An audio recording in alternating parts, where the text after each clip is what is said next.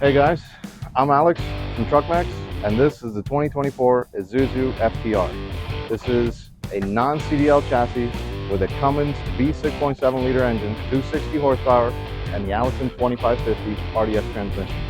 We've also got it equipped with our aluminum polished BABCO wheels and our stainless steel 50-gallon fuel tank.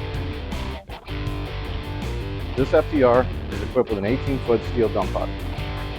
This truck is going to give you about 10,000 pounds of payload, which is perfect for any kind of light duty, roofing contractor, general contractor, demo, and junk removal.